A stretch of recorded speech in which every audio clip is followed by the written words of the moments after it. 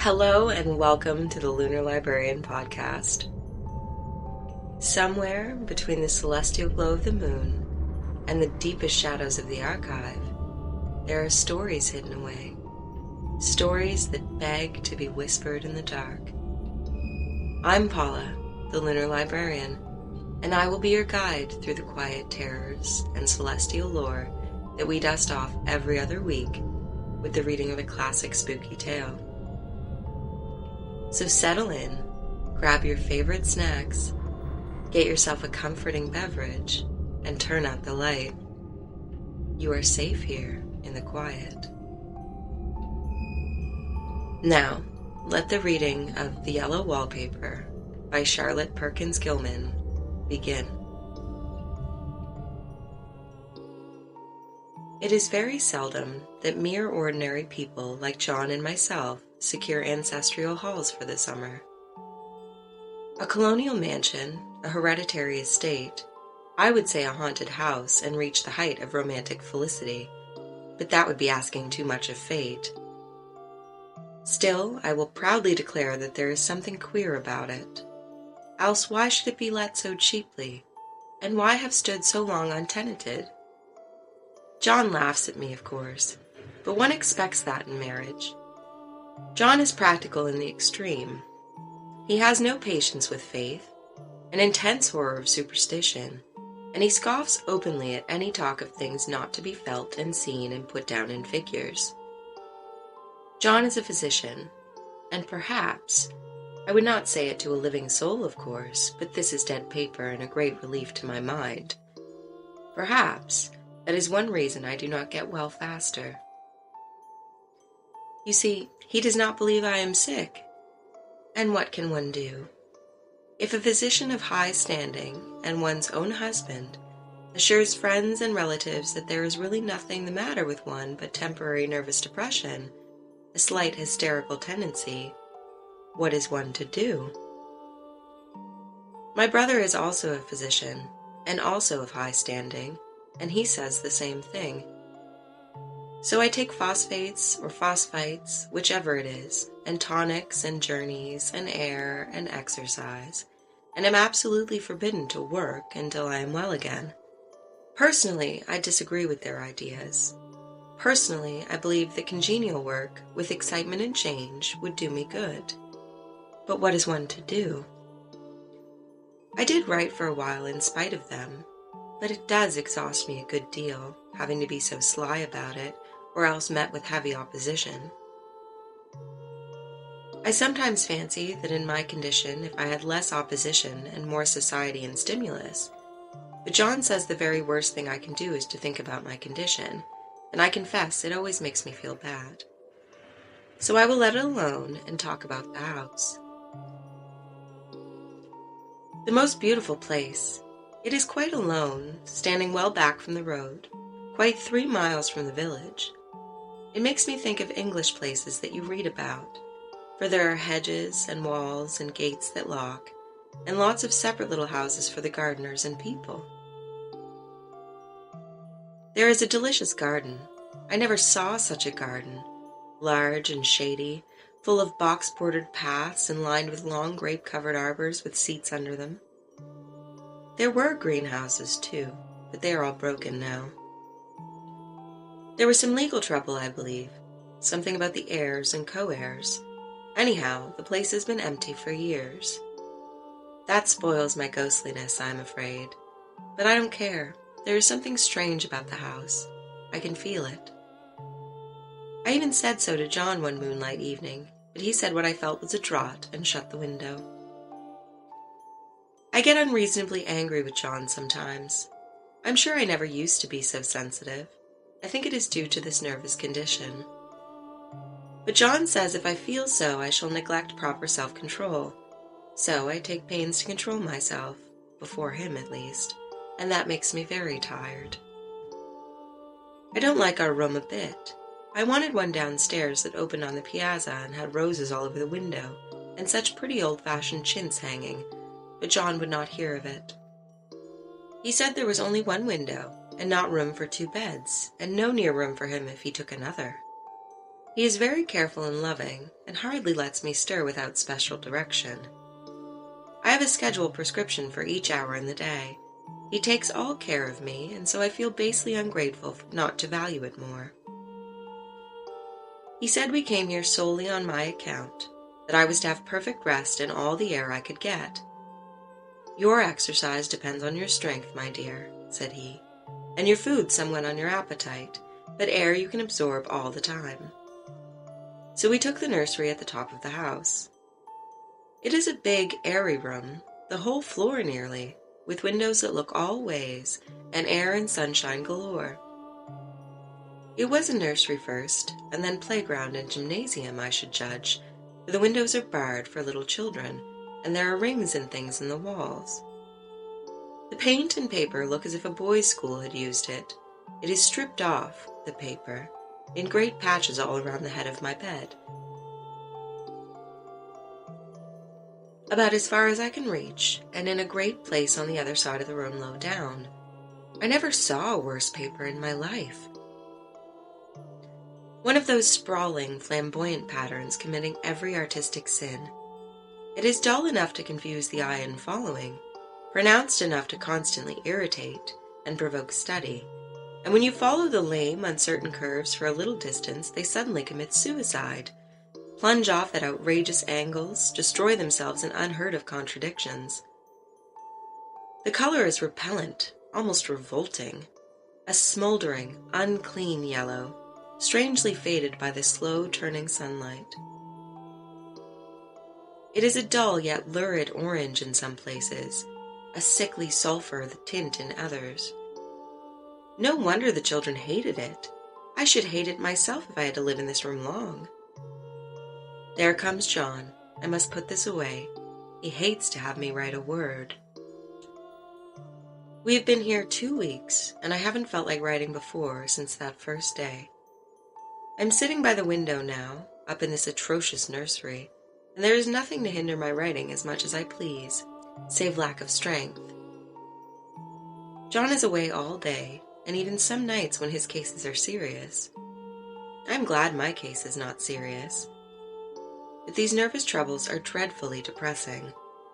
John does not know how much I really suffer. He knows there is no reason to suffer, and that satisfies him. Of course, it is only nervousness.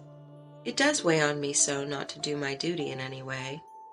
I meant to be such a help to John, such a real rest and comfort, and here I am a comparative burden already. Nobody would believe what an effort it is to do what little I am able, to dress and entertain and order things. It is fortunate Mary is so good with the baby, such a dear baby, and yet I cannot be with him. It makes me so nervous. I suppose John never was nervous in his life. He laughs at me so about this wallpaper. At first he meant to repaper the room, but afterwards he said that I was letting it get the better of me, and that nothing was worse for a nervous patient than to give way to such fancies. He said that after the wallpaper was changed, it would be the heavy bedstead, and then the barred windows, and then that gate at the head of the stairs, and so on. "You know the place is doing you good," he said. "And really, dear, I don't care to renovate the house just for a 3 months' rental." "Then do let us go downstairs," I said. "There are such pretty rooms there." Then he took me in his arms and called me a blessed little goose and said he would go down cellar if I wished, and have it whitewashed into the bargain. But he is right enough about the beds and windows and things. It is as airy and comfortable a room as anyone need wish, and of course I would not be so silly as to make him uncomfortable just for a whim. I'm really getting quite fond of the big room, all but that horrid paper. Out of one window I can see the garden, those mysterious deep-shaped arbors, the riotous old-fashioned flowers, and bushes and gnarly trees. Out of another I get a lovely view of the bay and a little private wharf belonging to the estate. There is a beautiful shaded lane that runs down there from the house. I always fancy I see people walking in these numerous paths and arbors, but John has cautioned me not to give way to fancy in the least. He says that with my imaginative power and habit of story-making, a nervous weakness like mine is sure to lead to all manner of excited fancies, and that I ought to use my will and good sense to check the tendency. So I try. I think sometimes that if I were only well enough to write a little, it would relieve the press of ideas and rest me. But I find I get pretty tired when I try. It is so discouraging not to have any advice and companionship about my work. When I get really well, John says he will ask Cousin Henry and Julia down for a long visit. But he says he would as soon put fireworks in my pillowcase as to let me have those stimulating people about now. I wish I could get well faster. But I must not think about that. This paper looks to me as if it knew what a vicious influence it had. There is a recurrent spot where the pattern lolls like a broken neck and two bulbous eyes stare at you upside down. I get positively angry with the impertinence of it, and the everlastingness. Up and down and sideways they crawl, and those absurd, unblinking eyes are everywhere. There is one place where two breaths didn't match, and the eyes go all up and down the line, one a little higher than the other. I never saw so much expression in an inanimate thing before, and we all know how much expression they have. I used to lie awake as a child and get more entertainment and terror out of blank walls and plain furniture than most children could find in a toy store. I remember what a kindly wink the knobs of our big old bureau used to have, and there was one chair that always seemed like a strong friend. I used to feel that if any of the other things looked too fierce, I could always hop into that chair and be safe. The furniture in this room is no worse than inharmonious, however, for we had to bring it all from downstairs. I suppose when this used to be a playroom, they had to take the nursery things out, and no wonder. I never saw such ravages as the children have made here. The wallpaper, as I said before, is torn off in spots, and it sticketh closer than a brother. They must have had perseverance as well as hatred. Then the floor is scratched and gouged and splintered. The plaster itself is dug out here and there, and this great heavy bed, which is all we found in the room, looks as if it had been through the wars. But I don't mind it a bit. Only the paper. There comes John's sister, such a dear girl as she is, and so careful of me. I must not let her find me writing. She is a perfect and enthusiastic housekeeper, and hopes for no better profession. I verily believe she thinks it is the writing which made me sick. But I can write when she is out, and see her a long way off from these windows. There is one that commands the road, a lovely, shaded, winding road, and one that just looks off over the country, a lovely country, too, full of great elms and velvet meadows. This wallpaper has a kind of sub-pattern in a different shade, a particularly irritating one, for you can only see it in certain lights, and not clearly then. But in the places where it isn't faded, and where the sun is just so, I can see a strange, provoking, formless sort of figure that seems to sulk about behind that silly and conspicuous front design. There's Sister on the stairs. Well, the 4th of July is over. The people are gone, and I am tired out.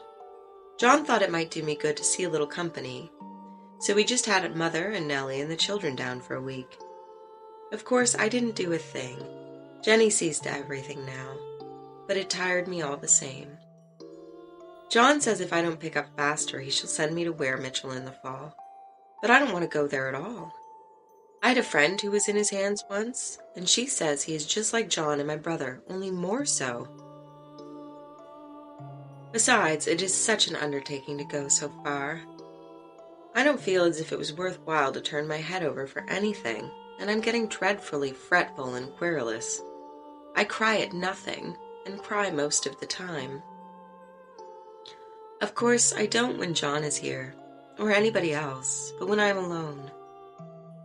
And I am alone a good deal just now. John is kept in town very often by serious cases, and Jenny is good and lets me alone when I want her to. So I walk a little in the garden, or down that lovely lane, sit on the porch under the roses, and lie down up here a good deal. I'm getting really fond of the room in spite of the wallpaper. perhaps because of the wallpaper. It dwells in my mind so. I lie here on this great immovable bed. It is nailed down, I believe, and follow that pattern about by the hour. It is as good as gymnastics, I assure you. I start, we'll say, at the bottom, down in the corner over there where it has not been touched, and I determine for the 1000th time that I will follow that pointless pattern to some sort of conclusion. I know a little of the principle of design, and I know this thing was not arranged on any laws of radiation, or alternation, or repetition, or symmetry, or anything else that I ever heard of. It is repeated, of course, by the breaths, but not otherwise. Looked at it in one way, each breath stands alone.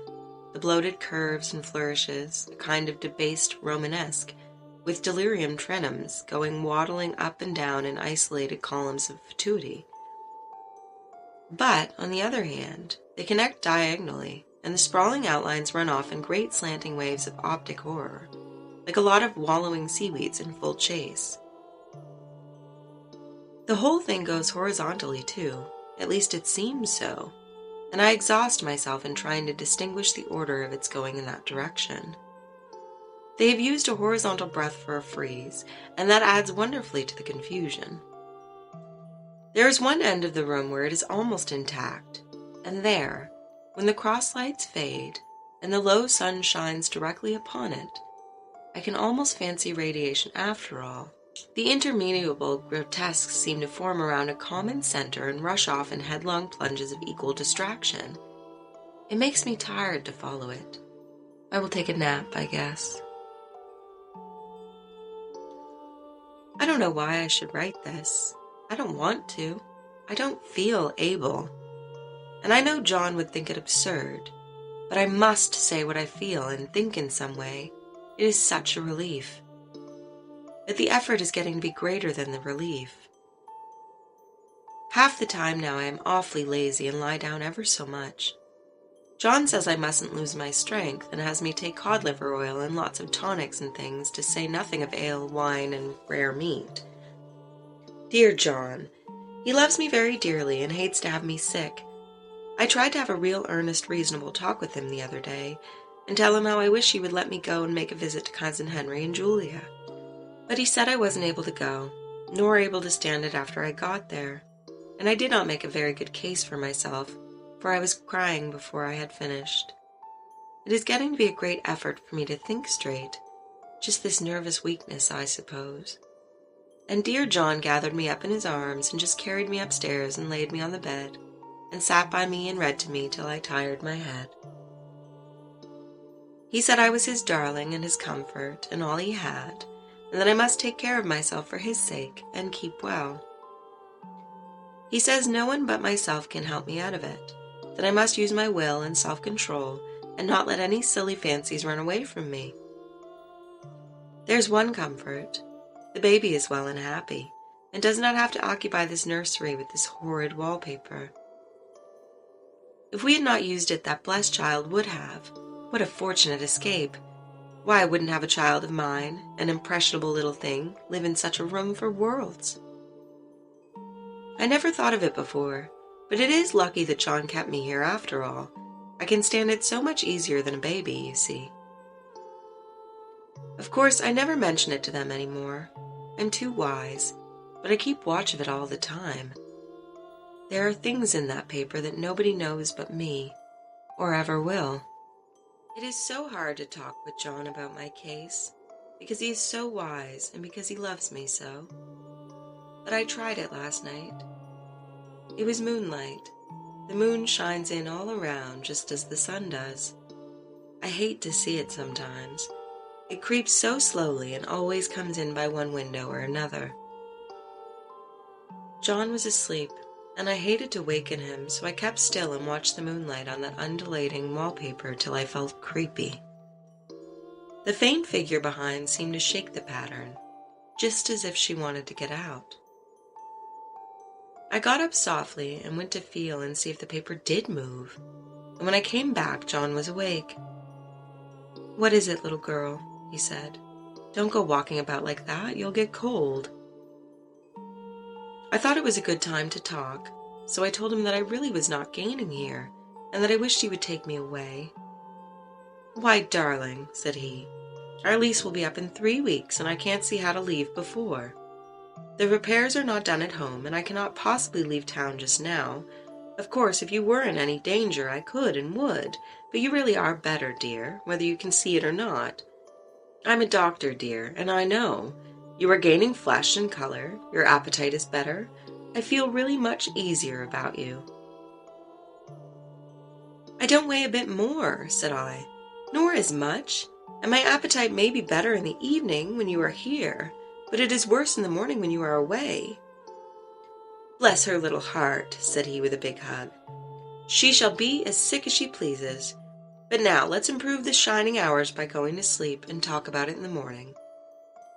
"And you won't go away?" I asked gloomily. "Why, how can I, dear? It is only 3 weeks more, and then we will take a nice little trip of a few days while Jenny is getting the house ready. Really, dear, you are better." "Better in body, perhaps," I began, and stopped short, for he sat up straight and looked at me with such a stern, reproachful look that I could not say another word. "My darling," said he, "I beg of you, for my sake and for our child's sake, as well as for your own, that you will never for one instant let that idea enter your mind.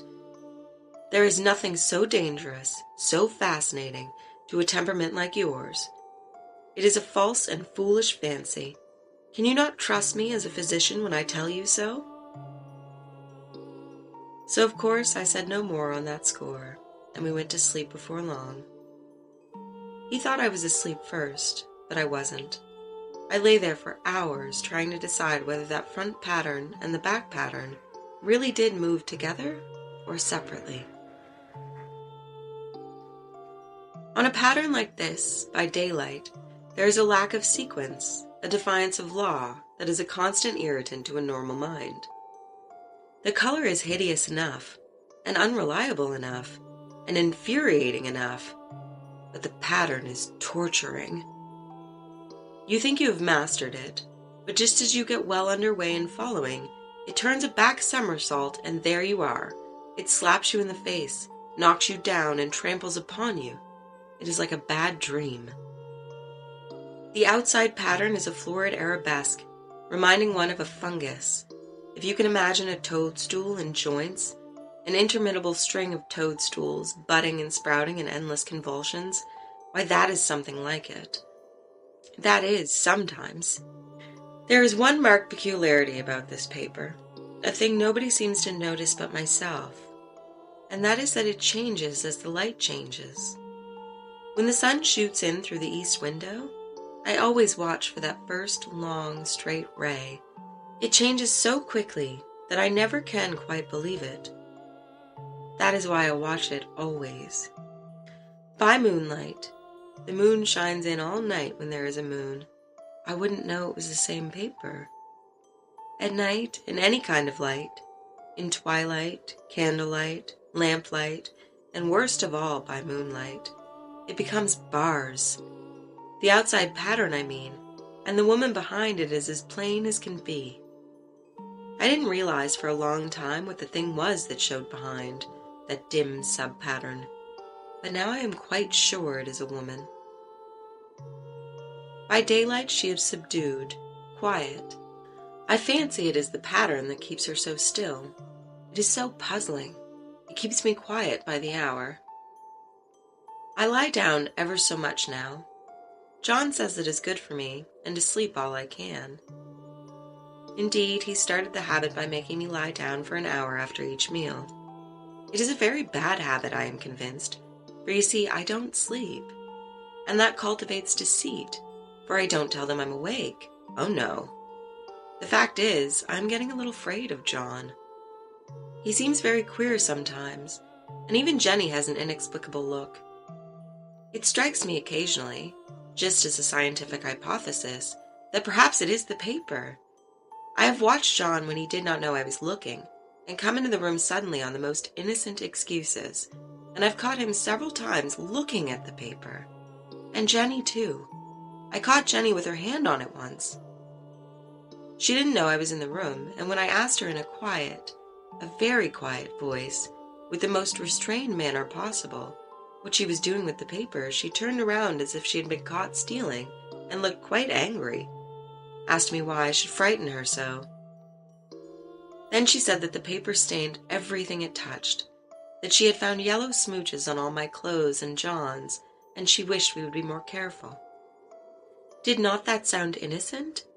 But I know she was studying that pattern, and I am determined that nobody shall find it out but myself.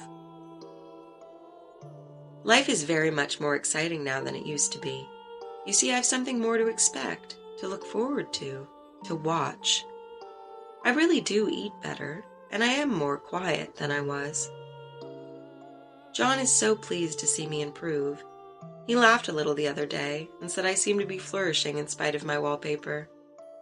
I turned it off with a laugh. I had no intention of telling him it was because of the wallpaper. He would make fun of me. He might even want to take me away.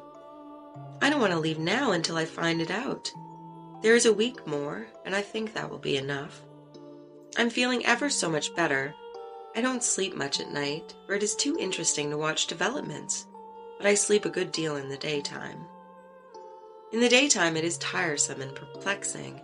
There are always new shoots on the fungus, and new shades of yellow all over it. I cannot keep count of them, though I have tried conscientiously. It is the strangest yellow, that wallpaper. It makes me think of all the yellow things I ever saw. Not beautiful ones like buttercups, but old, foul, bad yellow things. But there is something else about that paper. The smell. I noticed it the moment we came into the room, but with so much air and sun it was not bad. Now we have had a week of fog and rain, and whether the windows are open or not, the smell is here. It creeps all over the house. I find it hovering in the dining room, skulking in the parlor, hiding in the hall, lying in wait on the stairs. It gets into my hair. Even when I go to ride, if I turn my head suddenly and surprise it, there is that smell. Such a peculiar odor, too. I've spent hours in trying to analyze it to find what it smelled like. It is not bad at first, and very gentle, but quite the subtlest, most enduring odor I ever met. In this damp weather it is awful. I wake up in the night and find it hanging over me. It used to disturb me at first. I thought seriously of burning the house to reach the smell, but now I am used to it. The only thing I can think of that it is like is the color of the paper, a yellow smell. There is a very funny mark on this wall, low down near the mopboard, a streak that runs around the room. It goes behind every piece of furniture except the bed, a long, straight, even smooch, as if it had been rubbed over and over. I wonder how it was done, and who did it, and what they did it for. Round and round and round, round and round and round, it makes me dizzy. I really have discovered something at last. Through watching so much at night, when it changes so, I have finally found out. The front pattern does move, and no wonder. The woman behind shakes it. Sometimes I think there are a great many women behind, and sometimes only one, and she crawls around fast, and her crawling shakes it all over. Then in the very bright spots she keeps still, and in the very shady spots she just takes hold of the bars and shakes them hard. And she is all the time trying to climb through, but nobody could climb through that pattern. It strangles so. I think that's why it has so many heads. They get through, and then the pattern strangles them off and turns them upside down and makes their eyes white. If those heads were covered or taken off, it would not be half so bad. I think that woman gets out in the daytime, and I'll tell you why, privately. I've seen her.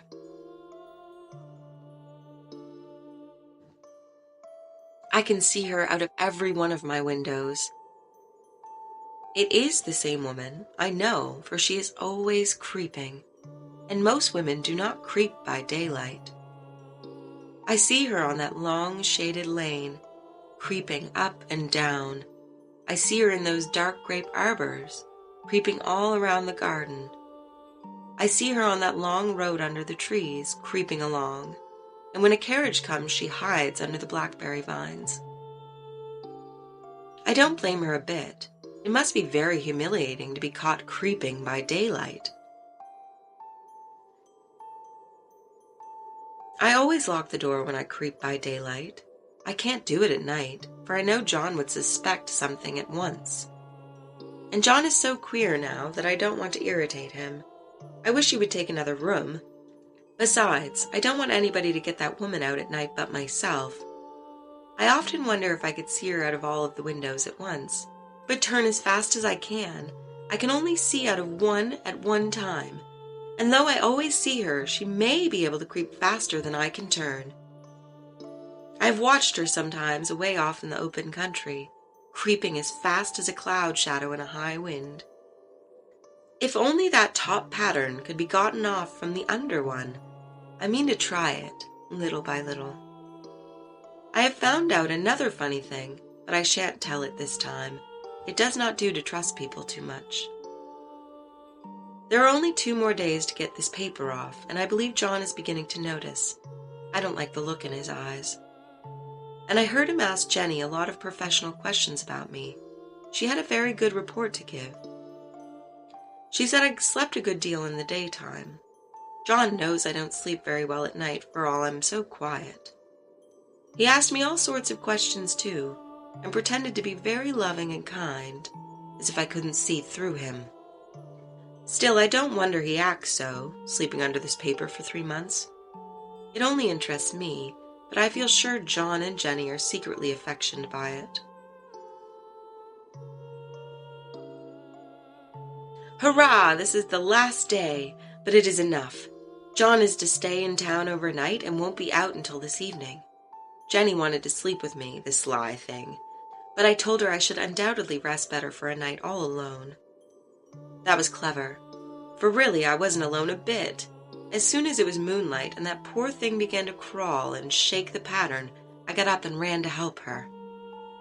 I pulled and she shook, I shook and she pulled, and before morning we had peeled off yards of that paper.